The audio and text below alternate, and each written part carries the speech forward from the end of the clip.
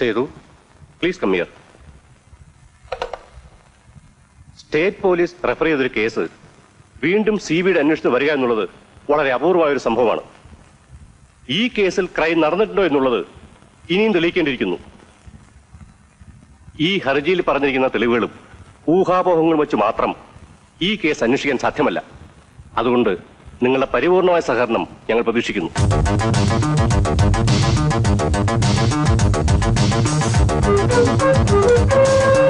Mister Sethu, you are deputed for the inquiry of the Omenas case. Thank you, sir. Mister Sethurama Iyer, DYSP CBI.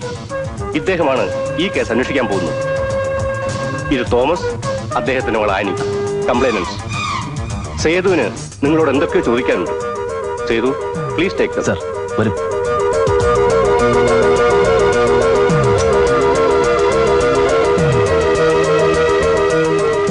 Sir, എന്നെ എങ്ങനെയെങ്കിലും രക്ഷിക്കാം. ഞാൻ ചോദിക്കുന്ന ചോദ്യങ്ങൾക്ക് നിങ്ങൾ സത്യമേ പറയാവൂ. ഞാൻ സത്യമേ പറയൂ സാർ. വരും. ശരി.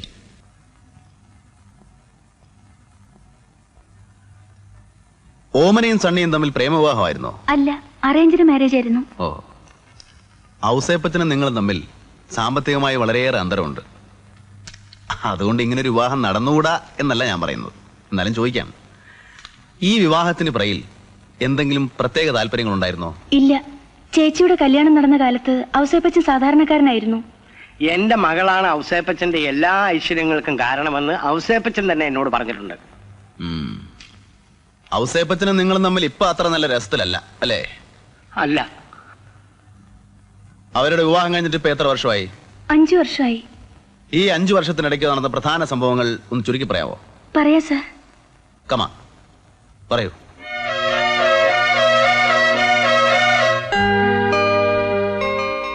ഇങ്ങോട്ട് വാ, വാന്ന് ചെല്ലേ.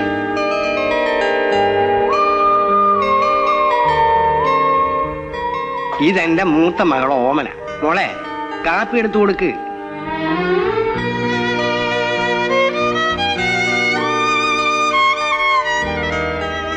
ആ, മോളകത്തേക്ക് പോ.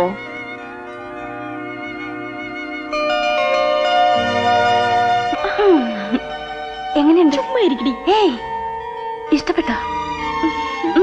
ഇഷ്ടപ്പെട്ടു. എന്റെ മകന് പെണ്ണിനെ ഇഷ്ടപ്പെട്ടു. ഇനി പെണ്ണിന്റെ അഭിപ്രായം കൂടി അറിഞ്ഞാൽ നമുക്ക് ബാക്കി കാര്യങ്ങൾ തീരുമാനിക്കാം.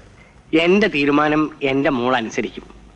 എന്നാലും പെട്ടെന്നൊരു കെട്ട് നടത്തണമെന്ന് പറഞ്ഞാൽ മറ്റു കാര്യങ്ങളൊക്കെ. ഈ കാര്യത്തിൽ വളച്ചുകെട്ടൊന്നുമില്ല തോമാച്ച. എന്റെ മോന് പെണ്ണിനെ ഇഷ്ടപ്പെടണമായിരുന്നു, അവൻ ഇഷ്ടപ്പെട്ടു. ആ വിവരം ഞാൻ നിങ്ങളെ അറിയിച്ചു. ഇനി തോമാച്ചന്റെ തീരുമാനം പറഞ്ഞാ മതി. കെട്ട് വലിയ നോമ്പ് കഴിഞ്ഞു പോരെ? അതൊക്കെ തോമാച്ചന്റെ ഇഷ്ടം. അപ്പൊ പിന്നെ ബാക്കി കാര്യങ്ങളൊക്കെ മനസ്സിലായി. സ്ത്രീധനത്തിന്റെ കാര്യമാണെങ്കിൽ ഒന്നും പറയണ്ട. തോമാച്ചന്റെ മകൾ, തോമാച്ചൻ എന്ത് ഇഷ്ടമോ അത് ചെയ്യാം.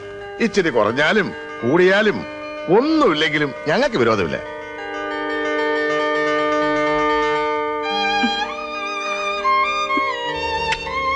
God bless you. അങ്ങനെ പരാതിയും കൊണ്ട് വന്നവൻ അകത്തായി. അങ്ങനെ വിസ്തരിച്ച് വിളിച്ചില്ല എന്ന് പറഞ്ഞവരാരും വരണ്ട. തോമാച്ച, 4:30 രാഹു തുടങ്ങും. അതിനു മുമ്പ് വീട്ടിൽ കയറണം. ശരി മോളെ, വാ, ഇറങ്ങാൻ നേരമായി. വാ.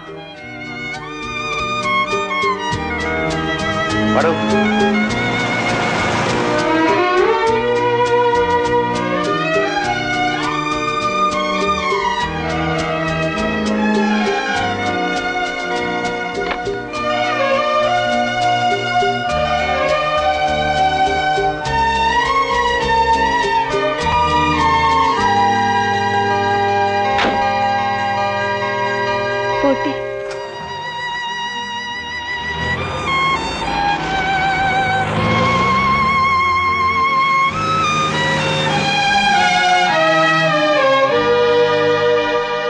വിവാഹത്തിന് ശേഷമുള്ള അവരുടെ ജീവിതം സന്തോഷം നിറഞ്ഞതായിരുന്നു. ഇടയ്ക്ക് സണ്ണിച്ചേനും ഓമന ചേച്ചിയും വീട്ടിലേക്ക് വരും. സമയം കിട്ടുമ്പോൾ ഞാനും അപ്പച്ചനും അങ്ങോട്ട് പോകും. ജോണിക്കുട്ടിയുടെ സഹായത്തിൽ ഔസേപ്പച്ചൻ ചെറിയൊരു ബിസിനസ് തുടങ്ങി. ആരായി ജോണിക്കുട്ടി? സണ്ണിച്ചായന്റെ പെങ്ങളുടെ ഭർത്താവ്. എന്ത് ബിസിനസ് ആയിരുന്നു തുടങ്ങിയത്? ചെറിയ കോൺട്രാക്ട് വർക്കുകളായിരുന്നു ആദ്യം. ബിസിനസ് വളർന്നോടുകൂടി സണ്ണിച്ചായന് തിരക്കായി. അതോടുകൂടി ഞങ്ങളുടെ വീട്ടിലേക്കുള്ള വരവും കുറഞ്ഞു. എന്നുവെച്ച് ഞങ്ങൾ തമ്മിലുള്ള സ്നേഹബന്ധത്തിന് ഒരു കുറവും ഉണ്ടായില്ല. Hello, speaking. എന്നാ കമലം, എന്നാ പ്രോബ്ലം സൊല്ലേ? Give to him. ഒരു മിനിറ്റ്, വീട്ടിൽ നിന്ന്. രാജ, അപ്പ here. Be a good boy and go to school. No, you must go to school. Okay? When അപ്പ comes in the evening, I will bring you eclairs, chocolates, everything. Okay? Promise. Okay. പറയ്. ഒരു ദിവസം ഔസേപ്പച്ചൻ അപ്പച്ചനെ കാണാൻ വീട്ടിലേക്ക് വന്നു. ഞാനും ജോണിക്കുട്ടിയും കൂടി ഒരു ചെറിയ റേഞ്ച് പിടിച്ചിട്ടുള്ള കാര്യം തോമാച്ചൻ അറിയാമല്ലോ. എന്റെ വീടും പറമ്പും അതിന്റെ ഈടിനായി ഗവൺമെന്റിലേക്ക് കൊടുത്തിരിക്കുക. അതുകൊണ്ടാ ഇപ്പോഴും ഇങ്ങനെ ഏർപ്പാട് വേണ്ടി വന്നത്. ബാങ്കിൽ നിന്നുള്ള ലോൺ ഇത്രയും പെട്ടെന്ന് ശരിയാകുമെന്ന് ഞാൻ തീരെ പ്രതീക്ഷിച്ചില്ല. അപ്പോഴാ വേറൊരു പ്രശ്നം, അവർക്ക് കൊളാറ്ററൽ സെക്യൂരിറ്റി വേണമെന്ന്. മറ്റൊരു മാർഗവും ഇല്ലാത്തതുകൊണ്ടാ ഞാൻ തോമാച്ചന്റെ അടുത്ത് വന്നത്. കൊളാറ്ററൽ സെക്യൂരിറ്റി കൊടുക്കാനില്ലാത്തതുകൊണ്ട് പാസ്സായ ലോൺ വെറുതെ കളയണോ? ലോൺ കിട്ടിയില്ലെങ്കിൽ പാലം പണിയുടെ കോൺട്രാക്ട് എനിക്ക് കംപ്ലീറ്റ് ചെയ്യാനാവില്ല. തോമാച്ചൻ എന്നെ ഒന്ന് സഹായിക്കണം. ഔസേപ്പച്ചൻ നന്നാകുന്നതിൽ എനിക്ക് സന്തോഷമേ ഉള്ളൂ. എന്നാലും ഒരു വാക്ക് ഞാൻ ആനിയോട് കൂടി ഒന്ന് ചോദിച്ചോട്ടെ? ശരി.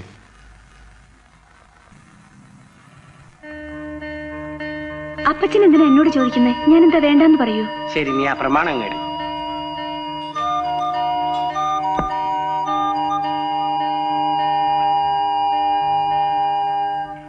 കർത്താവ് അനുഗ്രഹിക്കട്ടെ, നമുക്ക് നല്ലതേ വരൂ. തോമാച്ചന് ഇതെപ്പോ തിരിച്ചു വേണമെങ്കിലും ശരി, 1 മാസത്തെ അവധി എനിക്ക് തന്നാ മതി. തോമാച്ചൻ ബാങ്ക് വരെ ഒന്ന് വരേണ്ടി വരും. ഞാൻ അറിയിക്കാം. ഗ്യാരണ്ടിയിൽ ഒപ്പിടാനാ. എപ്പ വിളിച്ചാലും ഞാൻ വരാം. അങ്ങനെ ഔസേപ്പച്ചൻ പ്രമാണവും വാങ്ങിച്ചുകൊണ്ട് പോയി. അതിനുശേഷം ഔസേപ്പച്ചന്റെ വളർച്ച പെട്ടെന്നായിരുന്നു. അയാൾക്ക് കാറായി, വീടായി, ജോലിക്കാരായി, വേറെ പല ബിസിനസ്സും തുടങ്ങി. പുത്തൻ പണക്കാരൻ അർദ്ധരാത്രി കൊട പിടിക്കുമെന്ന് കേട്ടിട്ടേ ഉള്ളൂ. ഞാനത് കണ്ടു സാർ. പ്ലാക്കൂട്ടത്തിൽ ഈ തോമായുമായിട്ടുള്ള ബന്ധം പോലും ഔസേപ്പച്ചന് പുച്ഛമായി. എല്ലാം ഞാൻ സഹിച്ചു, ക്ഷമിച്ചു, പുറത്തു, എന്റെ മൂത്തവൾക്ക് വേണ്ടി. എന്നിട്ട് ആയിടെ എനിക്ക് കുറച്ച് പൈസയുടെ അത്യാവശ്യമുണ്ടായി. എന്റെ കയ്യിൽ പൈസ ഒന്നും ഇല്ലാതിരുന്നുകൊണ്ട് കുറച്ച് ഭൂമി വിൽക്കാമെന്ന് തീരുമാനിച്ചു. എന്റെ പറമ്പിന്റെ ആധാരം വിട്ടു കിട്ടാൻ വേണ്ടി ഞാൻ ഔസേപ്പച്ചനെ സമീപിച്ചു. എന്താ തോമാച്ചന് കാശിന് എത്ര അത്യാവശ്യം? ഞാൻ ഔസേപ്പച്ചനോട് അന്നേ പറഞ്ഞതല്ലേ, മരിച്ചുപോയ എന്റെ സഹോദരിയെ പറ്റി. അവൾക്ക് 2 ആൺകുട്ടികളാണ്. മൂത്തവൻ എങ്ങനെയോ പോലീസിലായി, രണ്ടാമത്തവൻ ജോലി ഒന്നുമില്ലാതെ നടക്കുകയാണ്. അവൻ ഇപ്പൊ ദുബായിൽ ഒരു ജോലി കിട്ടാനുള്ള സാധ്യതയുണ്ട്. വിസയ്ക്ക് വേണ്ടി കുറച്ച് പൈസ കൊടുക്കണം. അത് ഞാൻ കൊടുക്കാമെന്ന് ഏറ്റുപോയി. എന്തിനാ തോമാച്ച ആവശ്യമില്ലാത്ത കാര്യങ്ങളൊക്കെ കയറി ഏക്കാൻ പോണത്? സങ്കടമുള്ള വർത്തമാനം പറയരുത് ഔസേപ്പച്ച. എന്റെ വീടും പറമ്പും കുടുംബ സ്വത്താ. നിയമപ്രകാരം അർഹതയില്ലെങ്കിൽ പോലും അതിലൊരു വീതം എന്റെ പെങ്ങളുടെ മക്കൾക്ക് കൊടുക്കാമെന്ന് ഞാൻ നേരത്തെ തീരുമാനിച്ചതാ. ആ വിവരം ഞാൻ അവരോട് പറഞ്ഞിട്ടുമുണ്ട്. അതിനിപ്പോ ഞാൻ എന്തോന്ന് ചെയ്യണു തോമാച്ച? ഔസേപ്പച്ചന് അറിയാമല്ലോ എന്റെ കയ്യിൽ വേറെ പൈസ ഒന്നുമില്ലെന്ന്. അതുകൊണ്ട് പണയം വെച്ച ആധാരം തിരിച്ചു കിട്ടുകയാണെങ്കിൽ കുറച്ച് ഭൂമി വിറ്റ് അവൻ ആവശ്യമുള്ള പണം എനിക്ക് കൊടുക്കാൻ സാധിക്കും. ഇത്ര പെട്ടെന്ന് വന്ന് ചോദിച്ചാ ഞാൻ എവിടെ എടുത്ത് തരാനാ? ലോൺ ക്ലോസ് ചെയ്യാതെ ബാങ്കുകാർ ആധാരം തരുവോ? തരൂല അല്ലേ? എങ്കിൽ എനിക്കൊരു 15,000 രൂപ കടമായിട്ടെങ്കിലും താ ഔസേപ്പച്ച. അല്ലല്ലേ, തോമാച്ചനത് എന്തോ കണ്ടിട്ടാ പറയുന്നേ? ഞാനിവിടെ കിടന്ന് 4 കാശിന് വിടുന്ന പാട് കർത്താവ് തമ്പുരാനും എനിക്ക് മാത്രം അറിയാം. ഔസേപ്പച്ചൻ എന്നോട് പറഞ്ഞത് 1 മാസത്തെ അവധി മതി, ആധാരം എപ്പ വേണമെങ്കിലും തിരിച്ചു തരാമെന്നല്ലേ? ആവശ്യമില്ലാത്തൊന്നും പറയരുത് തോമാച്ച, ഞാൻ അങ്ങനെയൊന്നും പറഞ്ഞിട്ടേ ഇല്ല. Hello mister Ouseph here. Sir വന്നോ? ഔസേപ്പച്ചനാണ്. എന്താ ഇങ്ങനെ ചോദിക്കുന്നത്? അവിടുന്ന് ചോദിച്ചാൽ എനിക്ക് തരാതിരിക്കാൻ പറ്റുമോ? അയ്യോ അല്ല, ഇവിടെ അങ്ങനത്തെ ഒരു കുഴപ്പമില്ല. 50ഓ 60ഓ ഞാൻ കൊണ്ടുവരാം. അത് വേണ്ട, ഞാൻ തന്നെ കൊണ്ടുവരാം. Okay sir.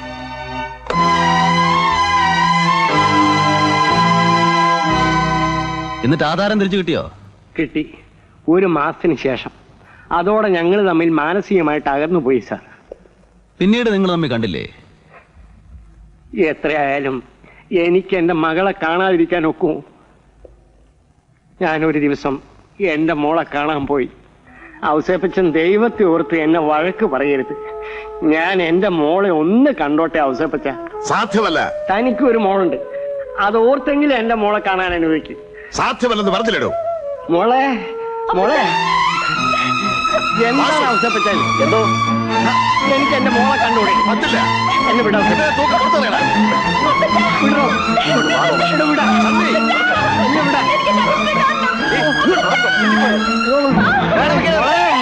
മോളെ, മോളെ. എന്നെ വിടാ. നിനക്ക് എന്ത് വേണം? ഒന്ന് കഴിഞ്ഞാ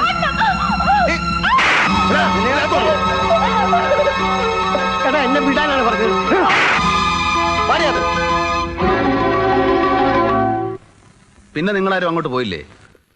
പോയാലും അയാൾ കാണാൻ അനുവദിക്കില്ല സർ. കുറെ കത്തുകൾ അയച്ചു, 1-2 മറുപടി വന്നു, പിന്നെ അതുമില്ല. അയാൾ അതിനും സമ്മതിച്ച് കാണൂല സർ. ഈ കത്തുകളൊക്കെ ഇപ്പൊ എവിടെ ഉണ്ട്? വീട്ടിൽ കാണും. അപ്പൊ നിങ്ങൾ ഓമനെ നേരിട്ട് അവസാനമായി കണ്ടത് ആ ബഹളം ഉണ്ടായ ദിവസമാണോ? അല്ല, അങ്ങ് നീട്ടി അപ്പച്ചാ, ചേച്ചി ആസ്പത്രിയിലാണെന്ന്. എന്ത് പറ്റി മോളെ? വിഷം കഴിച്ചെന്ന്.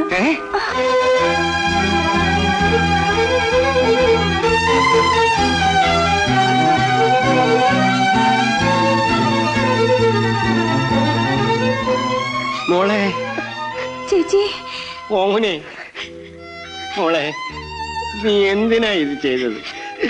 പറ മോളെ. മോളെ, അപ്പച്ചനോട് പറ മോളെ. പ്ലീസ് പുറത്തേക്കാൻ പറയും. മോളെ, അപ്പച്ചി ഇങ്ങോട്ട് വരൂ.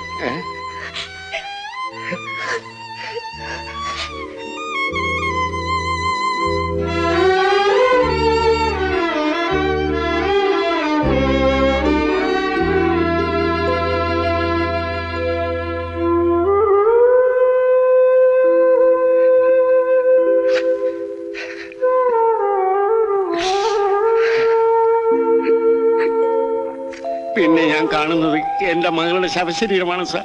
വസ്തുവിന്റെ പ്രമാണത്തെ ചൊല്ലി നിങ്ങൾ ഓസേപ്പച്ചനും തമ്മിൽ വഴക്കുണ്ടായെന്ന് പറഞ്ഞല്ലോ. ആ സംഭവത്തിന് ശേഷം എത്ര ദിവസം കഴിഞ്ഞാണ് ഓമന വിഷം കഴിക്കുന്നത്? കുറച്ച് ദിവസം കഴിഞ്ഞു കാണും, കൃത്യമായി ഞാൻ ഓർക്കുന്നില്ല. ഭീരുക്കളല്ലേ സാധാരണ ആത്മഹത്യ ചെയ്യാറുള്ളത്. ഒരിക്കൽ നിങ്ങളുടെ മകൾ അതിന് ശ്രമിക്കുകയും ചെയ്തു. എന്നിട്ടും നിങ്ങൾ ഓമന ആത്മഹത്യ ചെയ്തതല്ല എന്ന് സംശയിക്കുന്നു. എന്താ അതിന് കാരണം? എന്റെ ഒരു മരുമകൻ ചാക്കോ പോലീസിലാണ്. അവനും ഉണ്ടായിരുന്നു ഈ കേസന്വേഷണത്തിന്. പലരുടെയും മൊഴികളിലും തെളിവുകളിലും അപാകതയുണ്ടെന്ന് സംശയം തോന്നിയ അവൻ ആ കാര്യം അന്ന് കേസന്വേഷിച്ചിരുന്ന വർമ്മ സാറിനോട് പറയുകയുണ്ടായി. അദ്ദേഹത്തിന് അത് ബോധ്യപ്പെടുകയും ചെയ്തു. അപ്പോഴാണ് പെട്ടെന്ന് അവരെ ഈ കേസന്വേഷണത്തിൽ നിന്ന് മാറ്റിയത്. നാളെ വൈകുന്നേരം 7 മണിക്ക് ചാക്കോയോട് ഈ ഹോട്ടലിൽ വരാൻ പറയണം. റിസപ്ഷനിൽ എന്റെ പേര് പറഞ്ഞാൽ മതി. സാർ, ഇനി ഞങ്ങളോട് എന്തെങ്കിലും ചോദിക്കാനുണ്ടോ? ഇല്ല, തൽക്കാലം നിങ്ങൾക്ക് പോവാം. ശരി സാർ.